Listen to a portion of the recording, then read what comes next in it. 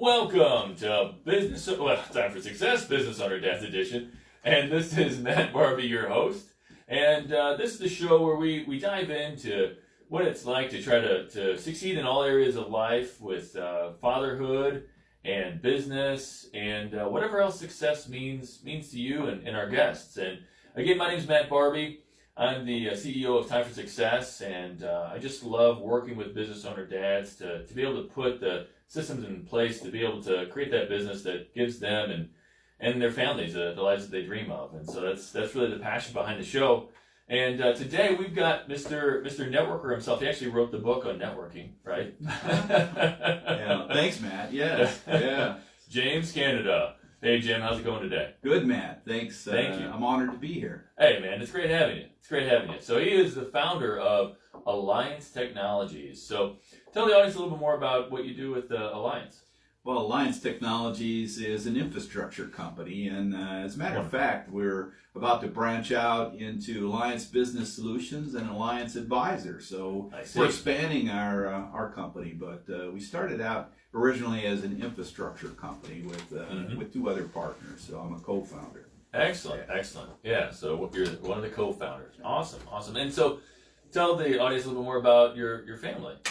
Wow, I've got 4 kids, 1 daughter, and 3 sons. And in my early years in the corporate world, I was constantly traveling all over the world. And I remember one time I came home and my wife said, "Hey, that's not the way we do things. Don't you have some place to go?" And I thought, I need to get off the road and sleep in my own bed at night. I think I need to form my own company so I can give back. Oh, all right. We're going to have to dig more into that for sure.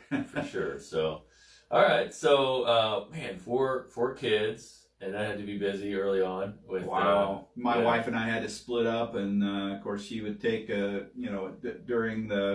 when the teachers would share the curriculum and things, she would take two of the kids, and I'd take the other 2, and then we'd share notes when we got back home. We had to limit them to really just 2 activities. We just couldn't keep up with it. And I'm sure, some of the families out there that have 3, 4 kids, they know what I'm talking about. Absolutely.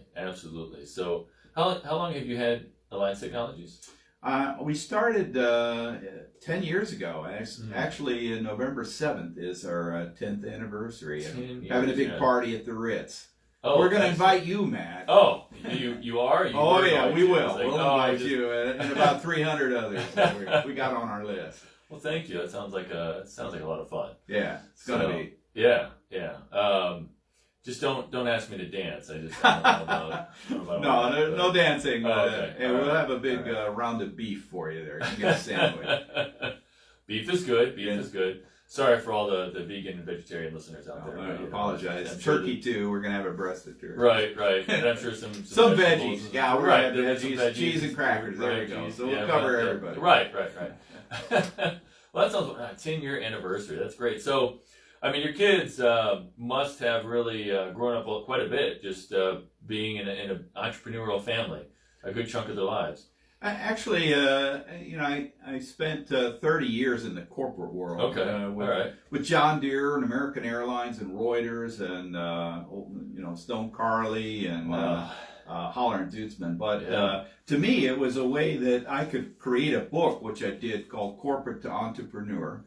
It symbolizes a toolbox which has all your experiences. So I've been a COO, a CFO, a director of HR, and pretty much everything, which led me to start this business because I was consulting internationally, and I thought, wow, if these companies would just pay me a percentage of what I was saving them, I'd be a multimillionaire. Right. But at the same time, when I was traveling, I was missing my family. They were growing up without me. Yeah. And I had to change. I had to change something, and that's when I left the international consulting world and started to work here in St. Louis just over 20 years ago. Yeah. So you started doing some of your own consulting over 20 years ago? I did, yeah. Okay. My last corporate position was at Reuters, and they moved my position back to New York, and I had left and went out on my own, did some consulting for a few years, and I thought, I need to figure out how to make money when I sleep at night. Right. And so that was the impetus behind forming the company. I was working at a small tech company. I'm not a tech person, but I was more of the operations and sales, business development. And I ran into a fellow named Steve Brown, and I approached him one day and said, "Steve, you ever thought about starting your own business?" He said, "Wow, just about every day, Jim." I said, "Well, you got the tech background, having managed services and cloud computing. I've got everything else, so maybe we should talk." About that time, Jared Pino came into my office and said, "Hey, I overheard you guys talking, so you're not leaving me behind. Wherever you're going, I'm going with you." So we thought, all right, well, 3 partners, never thought about that, but let's give it a go. Yeah. It was in 2009, in the depths of a bad economy. Perfect. So, Perfect time. Oh yeah, we thought, hey, there's no place to go but up. Right. And I can remember getting that first check that we received from our first company, which we still have as a client. And I looked at it and thought, wow, somebody paid us for our expertise. Then reality hit. Oh, how am I going to live on that? And oh, by the way, I got to split it 3 ways. Yeah. So we better go get a whole bunch of new clients.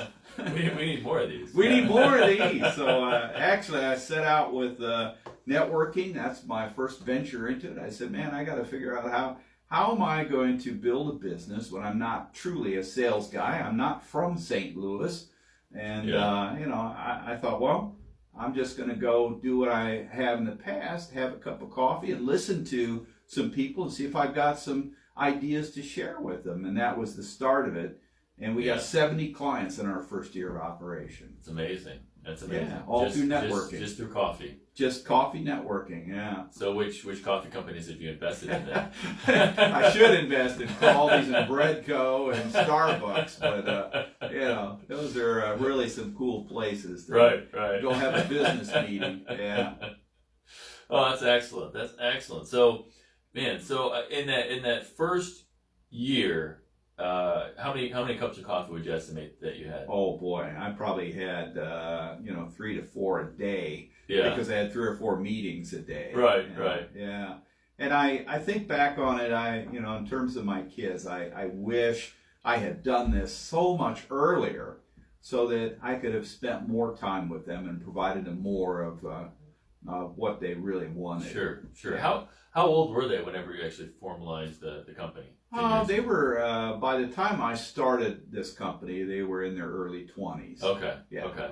All right. And so they're grown and gone. Yeah. And most of them they're all Purdue grads, and three of the boys have their MBAs, and my daughter's very successful and doing quite well too. That's great. So nobody came home to live in the basement. Thank goodness. Yeah. You should get like a slab home. Is that how you solve that? I tell them, you're going to a good university, so go do 30 interviews and you'll get a job offer. Sure enough, that worked. That's great. That's great. So there's a lot of people out there in the networking world. They go out there and they have lots of cup of coffees, but it doesn't always necessarily translate into business, right? I agree. Yeah. So what are some pointers in terms of, so you have these cups of coffee, how do you take them next level? How do you go about getting clients from it? What are some little tricks of the trades that you can share with the audience? Sure. Well, I put it in my book called Smart Networking for Business and Personal Success. And being an engineer, I kind of got a 3-step approach to how you do it: before a meeting, during the meeting, and after meeting. So all the tips and tricks are in there, but for the most part, it's all in how you approach it. If you're there to listen and to help someone, it makes a world of difference. Yeah. So out of a 60-minute meeting, I will listen for 50 minutes. I'll talk for 10. Yeah. Excuse me. And most of the time, I'm trying to figure out, who can I introduce them to? Who can I help them get connected with? And so it's really all about giving. And that has been the basis of how I approached it all. Because if you give, you're not going to expect something in return right away, but it'll come back to you in multitudes later on. Yeah. And even the people that sit across from me and I help them, they say, I mean, I've got nothing I can do to help you right now. But I said, well, just pay it forward to someone else when you're in a position to do that. Yeah. So if everybody pays it forward, the world would be a little better place. Absolutely. Absolutely. If everybody had the idea of, how can I help another person, if they always looked at other people first. I in business, a lot of times I think we get caught up in the idea of the transaction, right? Like Exactly. We lose the other side of the table, whether or not it's in sales or networking or whatever that might be. We kind of forget that the other side of the table is a human being. Yeah. Or even in customer development or customer service, it's about another being. Human being. Exactly. Well, you want to make a connection, and you're really looking to have a long-term relationship with them. Yeah. Not just hey, buy this, buy that. It's how can I get to know this person like Matt Barbie and help him out on a radio show one day? We've known each other for how long now? Probably 2 years? 2 to it's 3? got to be longer than that. Yeah. But at least that. Well, it feels like it. Yeah. It feels, we have a friendly relationship. Right. It all started out with networking. It absolutely did. Absolutely did. You're right. So keep your eye on building a long-term relationship with the people that you meet. Yeah. Well, and I always look at this show whenever I bring people on is like how can I get people to tell their story in a different way? Yeah. That helps people better understand them as a human being. Right. So that they can get that out to their audience, can get that out to their customers, and people can see it and just and start to build that relationship a little bit more on the human being side. Not just what does he do as a business? That's one thing. Sure. But Jim is a family man. Absolutely. I remember telling my kids, much like the book that I wrote in the toolbox scenario, you really are managing your own career. So I've tried to teach my children to manage their own career. Don't let the company manage it for you, because they're not always looking out for your interests. How do I know that? Well, 30 years of experience in the corporate world. Yeah. They're checking boxes, and everything is formality. Right. Excuse me. But so my kids have been super successful, and they've moved to a couple different companies. I didn't encourage them to jump from job to job, but I encouraged them to look at each job you're doing and absorb the skills that you're getting from that, and then take it to the next position should you choose to move on. Right. But you got to manage your own career, and therefore you'll be successful if you do that. Absolutely. I did a John Maxwell talk about personal growth, and most of the people that showed up, actually, interestingly enough, were people from larger Fortune 500 type companies and all that who were really struggling with meaning in their job. They didn't feel like they had leadership that lifted them up and made them feel empowered and allowed them to really fully develop their skills. Yeah, that's usually when people move on, when they lose respect for the leadership. And my feeling has always been, provide the tools to that person to help them be successful. Right. And if they're successful, I'll be successful. Absolutely. And so it kind of relates to your kids as well. I mean, do everything you can to support their interests in what they're doing. Yeah. And be a good leader to them as well. And they'll respect you for that. Right. Yeah. The mantra I kind of use in that realm is equip and empower. Yes. Yeah. You give them the processes and the tools to be successful, and then you empower them to take ownership of those, run with them, improve upon them, and that's how you end up getting lifer employees and people who are become entrepreneurs. Right. Totally agree. Yeah. A couple other things I would tell my kids, which apply to business, is that if you're not moving ahead, you're falling behind. Yeah. So never settle. Never settle. Just keep moving, keep learning, keep growing. Lifelong learning is very important. Absolutely. And if you find what your passion is and you work in your passion, you'll be successful. Absolutely. Yeah. Absolutely. Yeah. If you're not growing, you're dying, right? That's exactly right. Wow. Got to move ahead. Yeah. Otherwise, well, look what happened with Kodak. I mean, classic example. They weren't progressing into the future in the digital world, and there was a behemoth that fell. Yes. And, look at Amazon. My goodness, there's another example. They're not just, shipping and selling certain things. You're into books, they're into movies. They keep expanding beyond, the borders, so to speak. Yeah, one thing that I see about Amazon is that even though it is a corporate behemoth, and even though, on our side, it's not like we really interact, through our clicks with another human being. But I don't think Amazon has ever really lost sight of the fact that there is a unique human being on the other side of that clicker. Yeah, definitely. Or that touch screen, that that has certain needs, certain wants. They want an ease to their experience. There's a certain, there's that customer experience that they want. And even though we don't see another human being, we don't talk to another human being, on Amazon side, they know that it's a human being that they're working with. It's not just a transaction. And it's so easy, to click on, and they send a box in a couple days if you're a Prime Amazon person. I don't mean to give the big plugs to Amazon, but they're a classic of, if we're not moving ahead, we're falling behind. Right. We're not going to let our competitors catch up with us. Right. Well, it's interesting that you draw that juxtaposition there between Amazon and Kodak, because wasn't Kodak the one that first had the mouse? Didn't they first?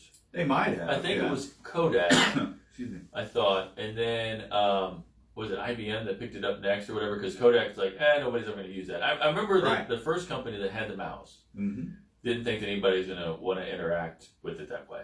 Yeah. And it's interesting because, again, it's like thinking about that human experience. They lost sight of that. So where they could have had a huge jump in terms of a user interaction. Agreed. Yeah. To me, leadership in business needs to embrace change. Yeah. This is what we're talking about, is change Absolutely. Management, and the fact that you've got to be open to it. So leaders need to listen to their employees, because they're the ones usually down on the ground getting the job done. And this is something that I believed in when I was back at John Deere. At the age of 28, I headed up a couple cost reduction programs for them that saved them $50-60 million a year. And we were listening to the employees with their ideas on how to improve production. And we knew we had to change things, or John Deere was going to be bought by an international entity. Yeah. And look what's happened to all the other domestic farm equipment companies. They've all been bought out by somebody, except John Deere. They're the true American company. Why? Because they embraced change. They listened to their employees. They had leadership with vision, and they still do. Absolutely. So take that to our companies, Matt. If we apply the same thing, we'll continue to grow and be prosperous. So would you say that that's kind of that principle of Kaizen, continuous improvement? Oh, completely. Yeah.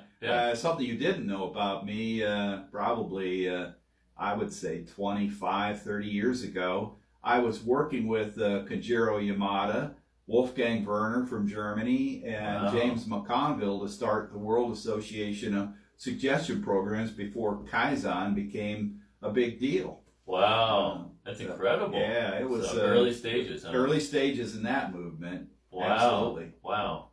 So, kind of bringing it back to full circle. So, I mean, you those were days when the kids were younger, right? Yeah. So, and obviously you've been ingraining with them. Take hold of your career, learn, so that principle of continuous improvement, Kaizen, however you pronounce it. Yes. Right. How would you say that even from an early age, you went about educating them, showing them, that principle? I'd always, look at something that they're doing. Yeah. And see if we could improve the process. So as an engineer, everything is a process. So to me, I was looking at things they did. I remember my middle son, Tom, would put together his little Legos, and he had a bunch of gears and things with his Legos, and he would set it over by the air conditioning, the little vent in the floor, and he would just observe it spinning the wheels and turning the cogs from the air conditioning, from the wind blowing. And that's how, and he was probably 5, 6 years old. At the age of 8, we had accidentally, my wife had locked our youngest son in the car. So he had been to Boy Scouts, and he learned how to open up that vehicle by using the garage door opener. Really? I don't know how he did it, but he's just had that methodical mind. Yeah. And today he's a mechanical engineer with an MBA and head of R&D for Southern Company's electric vehicle division. Amazing. Yeah. Amazing. So just constant, and he is so passionate about electric vehicles. He's on the leading edge of everything going on with that. Yeah. Yeah. As an example, my other sons and my daughter did the same types of things. They just were inquisitive. Right. Right. Well, I mean, I think that's great, though. I mean, teaching them to look at what they're doing. But, you know, it doesn't necessarily have to be engineering a windmill with Legos. No. Or reverse engineering how to open a car with just be inquisitive. I don't know how he did it. My wife, I was out of town and that happened, and he fixed it, and she called me and said, "This is unbelievable. I don't know how he did this." That's funny. That's funny. But you know, I mean, it's kind of the little things like. I mean, if we ask the kids to, you know, one of the kids to unload the dishwasher, right? You know, and I mean, you know, I'll do this with my daughter. You know, she, my 13-year-old should be unloading the dishwasher or something like that. And I'm like, is it okay if I kind of show you some ways to make this go a little bit faster? You know, and just kind of talk through some of those things. Absolutely, I think that's a great example. One of the other things we did was have a job jar. So, we put a bunch of things on a piece of paper because they all needed to be participating with the family and helping the family. So my wife had put all these little jobs, you know, take out the trash, empty the dishwasher, all these things in a job jar, and each one of them would pull out one, and that was their job for the week. And then, you know, the next week they would pull out another job, and so it kept them involved. Yeah. Okay. So you would put all the different jobs in the jar. You didn't have a consistent job schedule. No, that helped create one, but you know, they got to choose what they wanted. Sometimes they would switch with the others. Okay. Do a little bartering. Yeah, absolutely. It was pretty funny. Which is another skill set all on its own, right? Yeah, but you know, it got them involved in helping around the house. They had to learn that you know, as part of the family, they had to do some chores. Yeah. And later on in life, when my daughter went to college, she was the first one to go. Yeah. I remember my youngest son coming home from a sporting event, and we always had dinner together at night. Yeah. And so he sat down and he said, "Hey, where is everybody?" And we looked around, we said, "Well, only Colleen is missing," and then laughed because, you know, it just, the family didn't feel whole because Colleen was not there. But that just said, you know, they enjoyed being around each other, and they still do today. That's good. Yeah. But I guess you had the benefit of not having kids in the touch screen age. I refused to give them an Xbox for the longest time and cell phones, but I'd say go outside and play. You know, but you know, everybody's different. Now there's real money in gaming, so some parents want to support that. But if that's their child's passion, then support that for them. Absolutely. Yeah. And there's good money, good scholarships too. Yeah. Well, we've got like a minute and a half left. I would love for you to just kind of quickly again reiterate a little more about what you do, maybe even where to find your books, and if they want to get a hold of you or want more information about like technology services or your books, where to find that. Sure. Thanks, Matt. Again, Alliance Technologies is an IT infrastructure company, so we can take care of your servers and workstations. Cybersecurity, we can help prevent that. We can't help you once you're given the bitcoins up, but you get that taken care of, then we can prevent it from happening again, knock on wood. Smart networking for business and personal success. I've given a lot of talks on it. You can find this on Amazon and pull it down. Just Google James H. Canada and the name of the book. Corporate to Entrepreneur is my full book, and that can be found at graphicconnections.com. Great. So AllianceTechnologiesLLC.com is our website. You can find me out there, and happy to help. All right. Well, thank you so much for coming in today, Jim.